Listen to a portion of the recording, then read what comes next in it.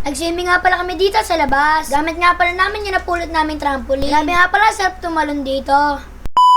Ngayong araw nga pala, nag-ayos dito si Papa Tampi ng e-bike. Dahil nga pala, yung e-bike ni Papa Tampi, kinakain na ng kalawang. Kaya naman, winelding niya nga pala ito. Para nga pala tumibay. Ito nga pala, pagtapos niyang weldingan, ay pinuntaraan niya na din. Marami nga pala ditong kalawang. Ito nga pala, pag ganito na ang e-bike niyo, ay kailangan niyo ng pinturahan. Para naman makaiwas tayo sa aksidente. Kaya nga pala, yung bakal na ito, hindi tumatagal ng ilang taon. Ay ba, mga kadun David, meron din ba kayong e-bike? Kaya nga pala, kung meron kayo, napakaswerte nyo. Kaya nga pala, mahal na ang gasolina ngayon. Hindi na lamang meron kami neto. Kasi nga pala, kung gagamitin namin yung kotse namin, nadadagdag yun sa gas. Kaya pala, hindi pa tapos dito si Papa Tampi. Bigla na siya nagligpit. Dahil nga pala nalungkot si Papa Tampi kay Tampo. Dahil nga pala umuwi si Tampo nang malungkot siya. Dahil nga pala nainggit si Tampo sa mga nagsiswimming doon. Nga pala baka dun David dahil siyang payagan ni Mama. Dahil nga pala nakakaya. Ito nga pala naisipan ni Papa Tampi na mag-arkilan na swimming pool din. Dahil nga pala summer na. Ito nga pala nakatayo dito yung tent namin. Swimming pool na lang ang kulang. Ito nga pala sobrang saya ni Tampo dahil nag-arkila si Papa Tampi ng swimming pool. Ito nga pala habang wala pa nagtalon-talon muna kami dito sa napulot na trampoline. Ito nga pala kung makikita niya sa pagmumukha ni Tampo ay sobrang saya niya. Ito nga pala napapatalon na lang siya dito. Kinuha nga pala ni Papa Tampi yung pangharang. Buti na lamang meron pa siya natabi. Dahil nga pala sobrang init ngayon. Para nga pala hindi kami matamaan ng init. Ito nga pala tinulungan na namin si Papa Tampi. Ito nga pala ipatapos na. Ito nga pala trampoline muna ang ilalagay namin. Dahil nga pala swimming pool ay parating na. Kalipos nga pala ng ilang minuto ay nandito na. Ito nga pala naayos na nila. Pagkatapos nga pala nila ayusin na nilagyan na nila ng tubig. Siyempre nga pala magbabanlaw muna kami dito. Para nga pala matagal yung mga liwag namin. Para nga pala hindi mabilis dumumi ang tubig. Dahil nga pala mahal ang tubig ngayon. Ito nga pala yung pahay hinugasan na rin. Para nga pala maging malinis tayo. Nga pala si Tampo ay nagpahugas na rin. Ito nga pala ilang oras kaya ito mapupuno. Dahil nga pala parang nainip na kami. Ito nga pala sumampa na kami. Kahit wala pang tubig. Siyempre kumain muna ako. Masarap yung kung may kasamang halo-halo. Dahil nga pala summer na ngayon. Dahil nga pala anong paborito niyong kainin sa summer. Ito nga pala yan ni Tampo ng halo-halo. Ito nga pala sobrang inip na kami. Nag-study muna ako dito. Talipos nga pala ng ilang oras ay kalahati na. Ito nga pala nagsiliguan na kami. Dahil nga pala naisip si Papa Tampi. Ito nga pala nalabas niya na yung trampoline. So yan guys,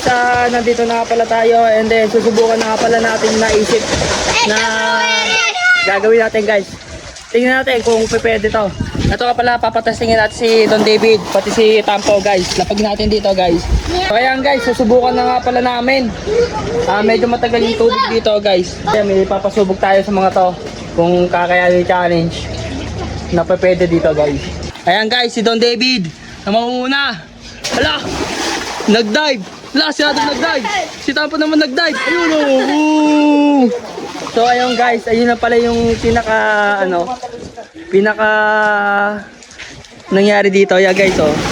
Diba, simple lang naisip ni Don David siya na nakaisip niya na guys eh. Ano masasabi mo sa naisip mo? Ano? Maganda. Maganda? Dapat backflip. Yun o. Oh. Ayan o. Okay. Ayan. Guys, tuwan-tuwan na naman si Tampo. Ayan, best friend niya si Adam. Apple. Oh. Adam's apple. Ayan, galing o. Ayan guys, so tuwan-tuwan si Tampo. Don David.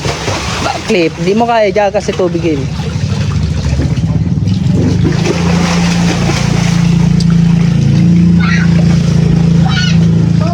Sa dito ng istorya. Paalam.